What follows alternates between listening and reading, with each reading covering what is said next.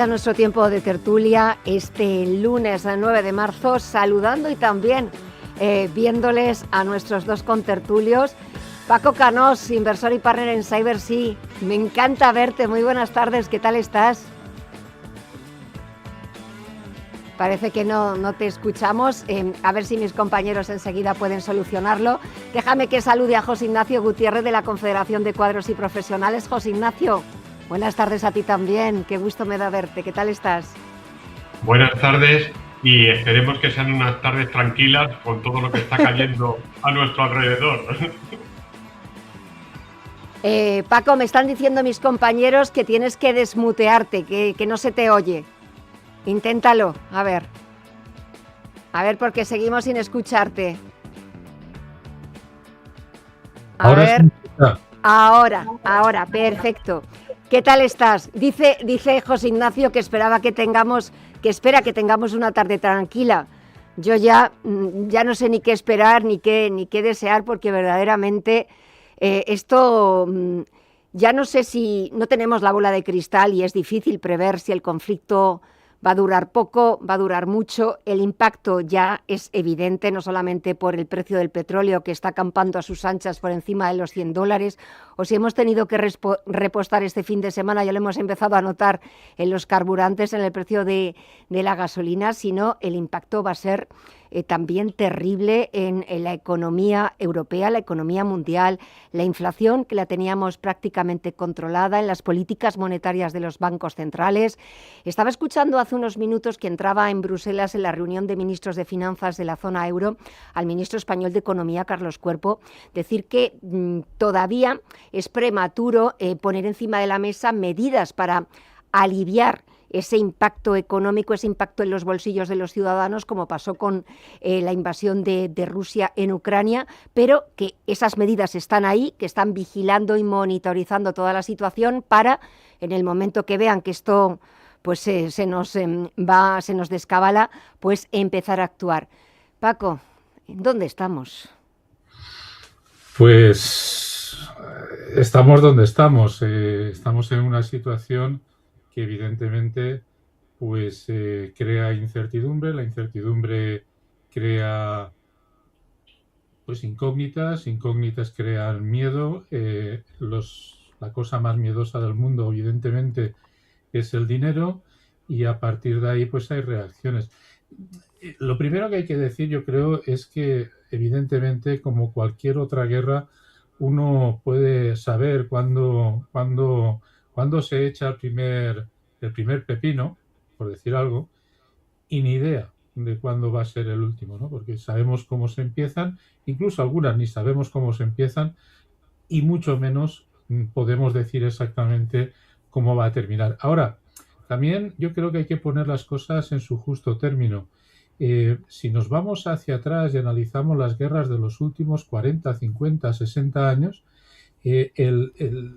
la tendencia o la manera en que desde el punto de vista de los mercados, ¿no?, de cómo han reaccionado, pues suele ser bastante uniforme, ¿no? Al principio hay una sobrereacción. Por ejemplo, en el tema del precio del petróleo, desde incrementos del 20% hasta incrementos incluso del 120 o 130% que se han producido en estos conflictos, en estas décadas hacia atrás. Lo digo para poder comparar, ¿no?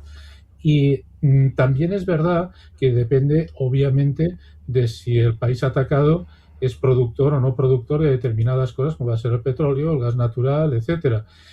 Bueno, pues todo esto, al final, cuando, digamos, o bien se estabiliza o bien ya se termina, bueno, esos precios que han subido, evidentemente, de esa manera, pues caen también. Hablo de precios de mercado, no de la teoría esa del cohete y la pluma, sino de precios de mercado que también caen muy rápidamente y vuelven a lo que era en ese momento la normalidad previa a esos conflictos.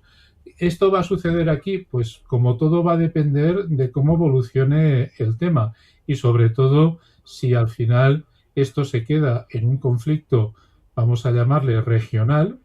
Hablo desde el punto de vista de armas, no de impacto.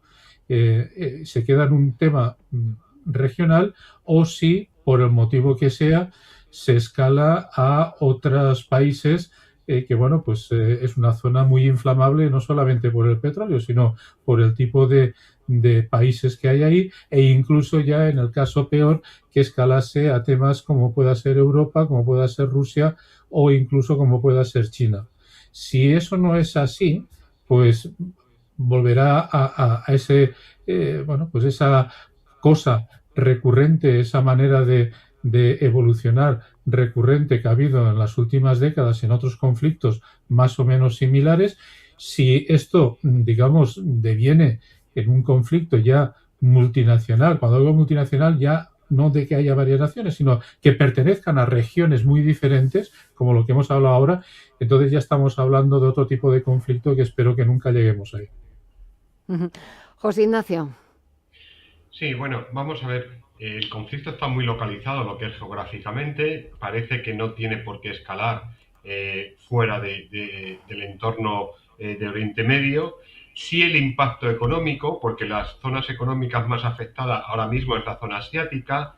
Sí es verdad que económicamente tiene un factor muy importante, que es toda la logística, el Cuerno de África, el Mar Rojo, el Canal de Suez. Logísticamente puede ser un problema, se nos puede disparar los costes, ya no solamente de la energía, sino los costes de transporte y distribución de todo el mercado logístico. Hay una serie de factores ahora mismo que, bueno, estamos viendo, digamos, el primer impacto, el gran impacto que puede ser esa sobreactuación que decía Paco en materia energética, pero hay otros hechos. Y es que ahí estamos en un momento muy crítico con el conflicto que tenemos en Europa de Ucrania, Rusia, que puede escalar también en la parte energética por los diferentes gasoductos que atraviesan el entorno de Ucrania. Hay una serie de factores que puede hacer que a Europa en especial nos afecte de una forma especial. Me decían esta mañana que estaban tremendamente preocupados en un sector como es el turístico. Hombre, yo no lo veía. Dice, sí, pero es que ahora empezamos la época de contratación de todos los paquetes turísticos. Si la incertidumbre se apodera en las próximas semanas, es posible que esas contrataciones se ralenticen. Entonces, claro, hay una preocupación. La guerra está claro que al menos 2 o 3 semanas más puede durar. Todos esperamos a que no pase de ahí, pero claro, empezamos a ver lo que son los daños colaterales de todo este conflicto, y es ahí donde realmente no tenemos las cosas muy claras, ni siquiera controladas, ¿no? Vamos a ver qué supone en el impacto económico. Yo creo que escalar en materia bélica va a ser complejo. La decisión que leí hace unos minutos de Francia de aumentar el despliegue en la zona del Mediterráneo Oriental es importante. Se está produciendo también un desplazamiento de las fuerzas norteamericanas hacia la zona del Estrecho de Hormuz y el Cuerno de África, dejando que Europa asuma la responsabilidad de la defensa de la zona del Mediterráneo Oriental. Eso también conlleva que Europa se está implicando, ¿no? Cuando hemos decidido mandar una fragata de guerra, como es un país como España, que en teoría nos hemos posicionado en contra de la guerra, estamos tomando decisiones militares para entrar a defender nuestros intereses, sí, pero nuestros intereses dentro de una zona de conflicto. Entonces, bueno, vamos a ir viendo esas fases. Yo creo que, y comparto con Paco, que cada proceso que se vaya produciendo en este hecho bélico va a tener una sobrereacción, queramos o no queramos. Ahora mismo hay una reacción muy importante por parte de China, que es acumular gas y petróleo. Eso va en detrimento del resto de los países asiáticos, que tendrán que pagar un precio mayor para conseguir ese gas y ese petróleo, y lo mismo nos va a pasar a Europa, ¿no? Vamos a ver la reunión del G7 que propone Macron para poder liberar reservas energéticas, pero eso es una decisión, digamos, de impacto también, es de corto y medio plazo. No se puede sostener en el tiempo. Entonces, bueno, pues vamos a ver esa evolución, y además es que, desgraciadamente, los hechos están aconteciendo a un ritmo muy difícil de controlar esos daños colaterales y esos impactos, ¿no? Fíjate, está hablando el presidente estadounidense Donald Trump y dice que de momento Estados Unidos está muy lejos, o él está muy lejos de tomar una decisión sobre el envío de tropas estadounidenses a una operación terrestre en Irán, que no han tomado ninguna decisión al respecto, lo ha dicho en una entrevista al New York Post, y que están todavía muy lejos. Pero estabas hablando de esa propuesta que hay encima de la mesa del G7, pero también esa misma propuesta, la de liberalizar las reservas de petróleo, está en la mesa, Paco, de los ministros de Finanzas del Eurogrupo, que están reunidos ahora en Bruselas, y ya el comisario de Economía, antes de entrar en la reunión, Valdis Dombrovskis, ha dicho que de ese tema iban a hablar, de esa posible liberación conjunta de las reservas de petróleo, cuando hoy hemos visto como el crudo superaba los $100, ahora se ha moderado un poquito más, e Irán está advirtiendo de que el petróleo podría llegar incluso a superar los 200. Volvemos otra vez a repetir lo mismo. ¿Tenemos reservas? Sí, hay países que tienen más días, otros que tienen menos días de reservas. Que esas se liberen, ¿eso qué significa? Pues que estás asumiendo un riesgo de que si el conflicto aumentase, pues te vas a quedar sin petróleo, ¿no? Se puede poner encima de la mesa. Son, digamos, como las propias reservas estratégicas están pensadas, son para situaciones especiales. Esto evidentemente es una situación especial. Por lo tanto, sí que podría ser una medida, pero siempre es una medida temporal. ¿Por qué? Porque en el momento en que ese flujo de reservas se agote o esté a punto de agotarse, sí, el problema subyacente, que es no tanto la guerra como los efectos de la guerra, es decir, el bloqueo del estrecho de Hormuz, el tema, lo que has comentado antes, José Ignacio, de logística, el tema de los petroleros. Si ese problema subyacente sigue, pues volveremos a estar, digamos, en el punto de partida y evidentemente con menos herramientas para controlarlo. Aquí además hay unos temas muy interesantes que yo creo que esto es como los espejos con muchas facetas, ¿no? Con muchas caras. Con muchos prismas, sí. Claro, porque por ejemplo, China tiene aquí dos elementos curiosamente interesantes, ¿no? Un elemento obviamente es el tema de que, al menos sobre el papel, es un aliado de Irán. Y, entre otras cosas, le interesa mucho el petróleo de Irán. No solo porque accede al petróleo, que, bueno, primero, China compra como el 80 al 90% del petróleo de Irán de manera directa o indirecta. Y eso supone alrededor de un 13-14% de todo el petróleo que consume China. Por lo cual, no estamos hablando de cualquier cosa. Y claro, si de repente Irán obstruye el estrecho de Hormuz durante mucho tiempo, pues ¿quién puede verse perjudicado directamente? El que más compre, ¿no? De lo que hay ahí. Entonces, esa medida de vale, soy aliado, pero cuidado con lo que hace el aliado, porque a lo mejor me perjudica a mí, es un punto. Pero si ahora te vas al otro extremo, y por eso digo que China está en una situación muy, muy curiosa, y es que si imaginemos que la guerra la gana la coalición entre Estados Unidos e Israel, y como consecuencia de eso, pues el régimen iraní cambia a otro que, digamos, sea más aperturista, más en línea con, pues no suponer una amenaza para el mundo, vamos a llamarle libre, y con ello quitas las sanciones que ahora mismo pesan sobre la exportación, entre otras cosas, del petróleo iraní. No olvidemos que China está comprando el petróleo iraní a un descuento brutal con respecto al mercado. Es decir, que si las cosas le van bien a Irán, mal para China. Si las cosas le van mal para Irán, mal para China también, porque en ese sentido tendría acceso a un petróleo a precios de mercado, no a descuento. Y si le va mal a China y en este sentido lo que hace es aumentar sus costes de producción, adivina quién va a importar esa inflación.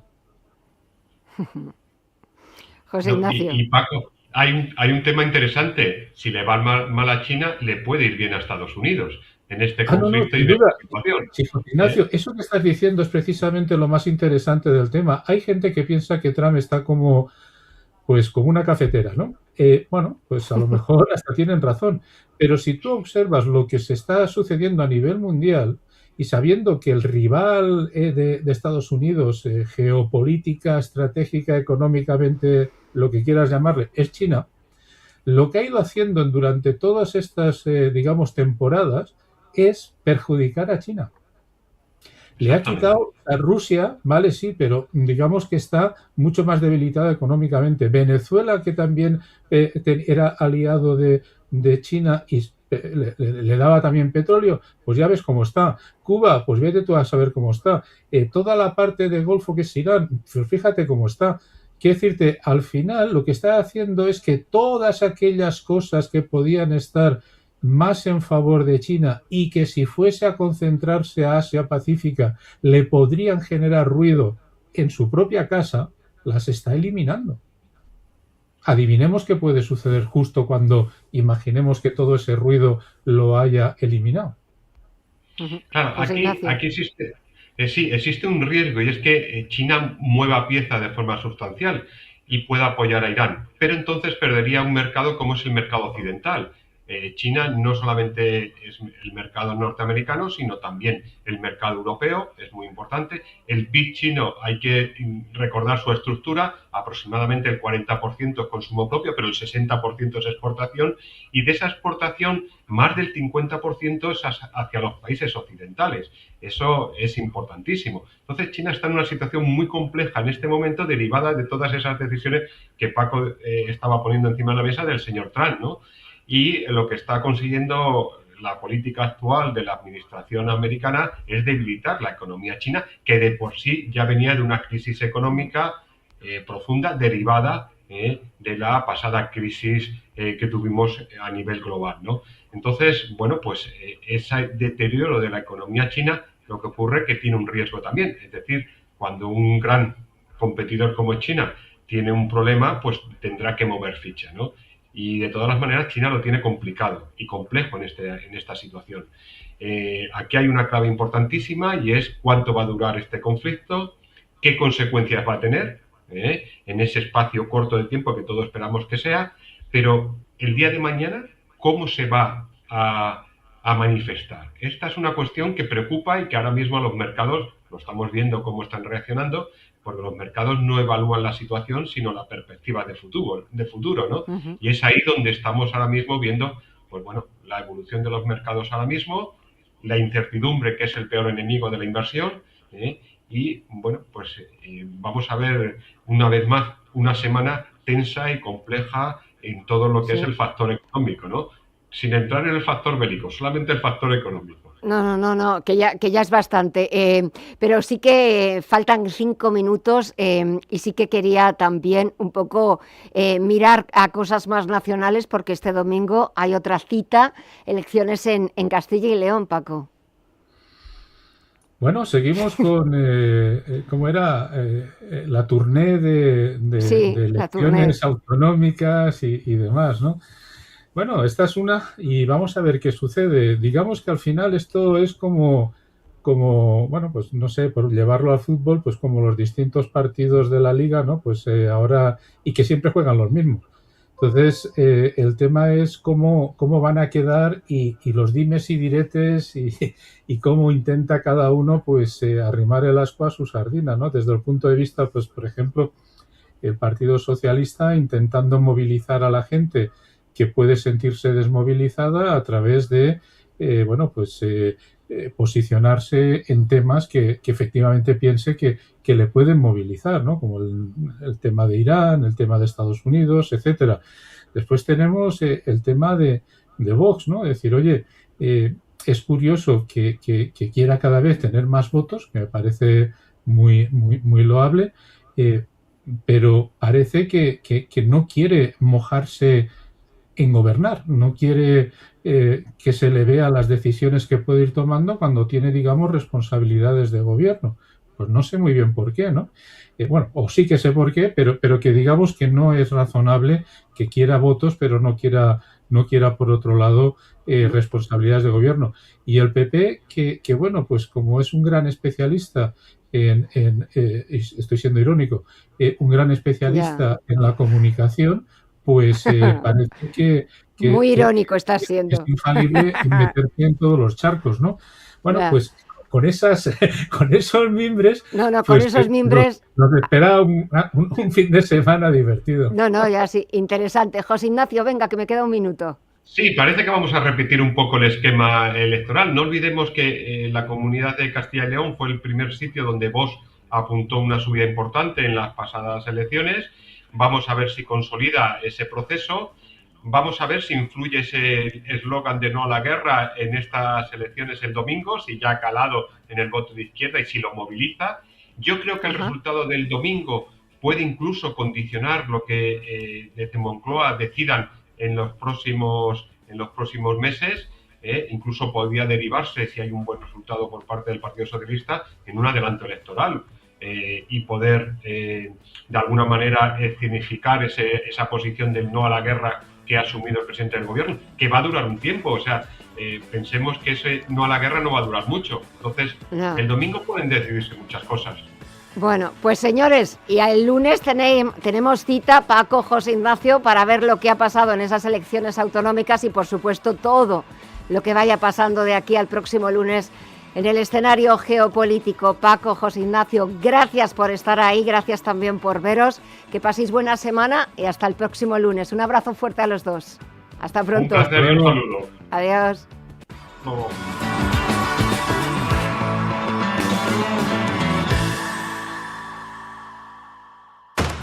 Puedes darle vueltas a muchas cosas. ¿A qué emisora escuchar? ¿A dónde ir?